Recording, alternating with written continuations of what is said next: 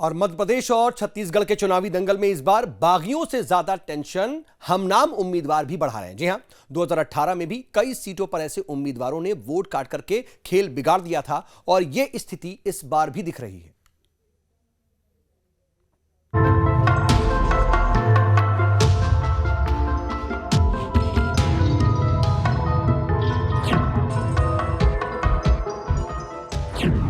हमनाम उम्मीदवार कितने असरदार,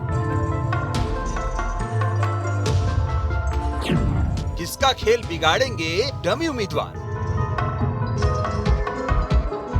जी हां, मध्य प्रदेश और छत्तीसगढ़ में विधानसभा चुनाव के लिए वोटिंग की घड़ी करीब है, लेकिन वोटिंग से पहले बागी के साथ साथ हमनाम उम्मीदवार भी कांग्रेस बीजेपी की नींद उड़ा रहे हैं। छत्तीसगढ़ में भी ऐसे कई हमनाम प्रत्याशी हैं। इससे पहले मंत्री मोहम्मद अकबर के खिलाफ ताल ठोकने वाले अकबर चर्चा में आए तो अब ऐसे हमनाम उम्मीदवारों की फहरिस्त लंबी होती जा रही है। इंदौर 1 से कांग्रेस के संजय शुक्ला के खिलाफ निर्दलीय संजय शुक्ला उतर गए हैं। ग्वालियर सीट से कांग्रेस के सुनील शर्मा के खिलाफ निर्दलीय सुनील शर्मा मैदान में हैं। छत्तीसगढ़ के जांजगीर चांपा सीट में एक ही नाम के 3 प्रत्याशी हैं। जांजगीर चांपा में कांग्रेस प्रत्याशी के 2 हमनाम उम्मीदवार मैदान में उतर गए हैं। छत्तीसगढ़ में 2018 में भी हमनाम उम्मीदवारों ने खेल बिगाड़ने की कोशिश की थी और तब ऐसे उम्मीदवारों ने ठीक ठाक वोट भी हासिल कर लिए थे। अंबिकापुर में कांग्रेस के टीएस सिंहदेव के खिलाफ एक टीएस सिंह बाबा निर्दलीय उतरे थे, जिन्हें 1075 वोट मिले थे। वहीं त्रिभुवन कुमार नाम के उम्मीदवार भी मैदान में उतरे थे, जिन्हें 360 वोट मिले थे। इसी तरह टीएस सिंह बाबा जेसी से उतरे थे, जिन्हें 254 वोट मिले थे। वहीं प्रतापपुर में प्रेम साय सिंह टेकाम के खिलाफ 3 प्रेम साय सिंह निर्दलीय मैदान में उतरे थे। सीतापुर सीट पर बीजेपी के प्रोफेसर राम गोपाल ने 50,533 वोट हासिल किए थे। इनके खिलाफ निर्दलीय गोपाल राम तिग्गा ने 452 तो निर्दलीय गोपाल राम लकड़ा ने 371 वोट हासिल किए थे। इसी तरह कोरबा में बीजेपी के विकास महतो को 58,313 वोट मिले थे, जबकि एनसीपी के विकास कुमार महतो को 671 वोट मिले थे। शक्ति सीट पर बीजेपी के मेघराम साहू को 48,012 वोट मिले थे। इसी सीट पर एनसीपी के मेघराम साहू को 920 वोट मिले थे। इसी तरह चंद्रपुर में कांग्रेस के राम कुमार यादव को 51,717 वोट मिले थे, जबकि इसी सीट पर निर्दलीय राजकुमार यादव को 1,779 और निर्दलीय राम कुमार यादव को 547 वोट मिले थे, जबकि बीएसपी की गीतांजलि पटेल को 47,299 और निर्दलीय गीतांजलि पटेल को 346 वोट मिले थे। कसडोल सीट पर कांग्रेस की शकुंतला साहू के खिलाफ एनसीपी की शकुंतला साहू मैदान में थी।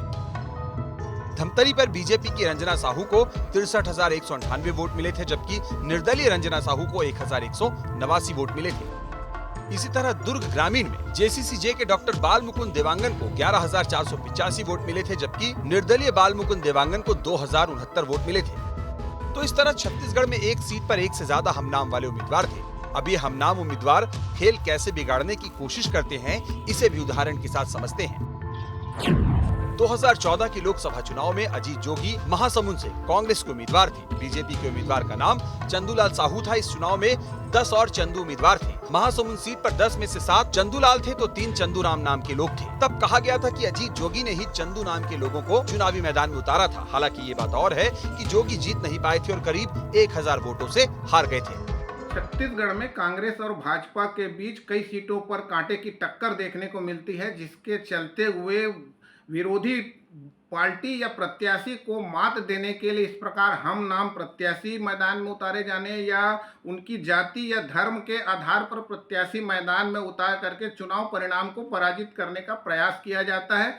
इसका सबसे बड़ा उदाहरण रहा महासमुंद लोकसभा चुनाव, जहां ऐसे चंदूलाल के नाम के 10 प्रत्याशी मैदान में थे और 67,000 से ज़्यादा मत इन प्रत्याशियों को मिला और अजीत जोगी जो है 1000 मतों से भाजपा के चंदूलाल साहू से पराजित हो गए थे। इसके बड़ा ये है कि छत्तीसगढ़ में कांटे की टक्कर वाले सीटों पर इस प्रकार के जो दांव खेले जाते हैं वो निर्णायक हो सकते हैं। इस बार भी मध्य प्रदेश और छत्तीसगढ़ के चुनावी दंगल में हमनाम या कहे डमी उम्मीदवार ताल ठोक रहे हैं।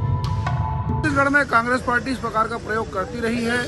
एक नाम वाले बहुत सारे प्रत्याशियों को उतारा गया था। मुझे अच्छी तरह याद है कि महासमुंद के चुनाव में चंदूलाल साहू जी को हराने के लिए अजीत जोगी जी ने 7 चंदूलाल नाम के प्रत्याशियों को उतारा था। तो ये इनकी पार्टी का एक एजेंडा रहता है और यहाँ पे हालात ये है कि कांग्रेस पार्टी यहाँ पर चुनाव हारने जा रही है, इसलिए इस प्रकार के हमनाम प्रत्याशियों को वोट काटने के लिए उतारा जाता है।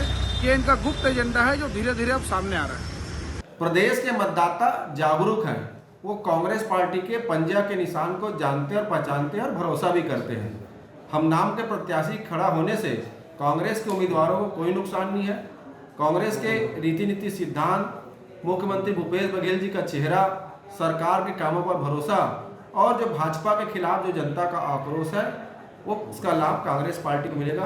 कांग्रेस 75 से अधिक सीट जीतकर पुनः सरकार बनाएगी और हम नाम वाले प्रत्याशी से कोई फर्क नहीं पड़ना है। चुनावी दंगल में कई लोग नेम फेम के लिए भी मैदान में निर्दलीय ताल ठोक देते हैं, लेकिन एक ही सीट पर एक ही नाम के कई लोगों का चुनावी मैदान में उतरना महज इत्तेफाक नहीं हो सकता, बल्कि इसके पीछे वोटों का समीकरण भी हो सकता है। छत्तीसगढ़ विधानसभा चुनाव में हम नाम प्रत्याशियों ने चुनाव को और दिलचस्प बना दिया है। दरअसल कई सीटों पर ऐसे प्रत्याशी उतरे हैं जो बीजेपी, कांग्रेस या अन्य राजनीतिक दलों के प्रत्याशियों के नाम से मिलते जुलते हैं।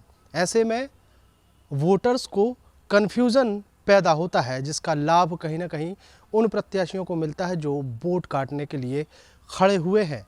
लेकिन इस बार हम नाम प्रत्याशियों का फ़ायदा या नुकसान किसे होता है, ये देखने लायक होगा। वीडियो जर्नलिस्ट प्रमोद देवांगन के साथ अंकुश शर्मा, न्यूज़ स्टेट मध्य प्रदेश, छत्तीसगढ़।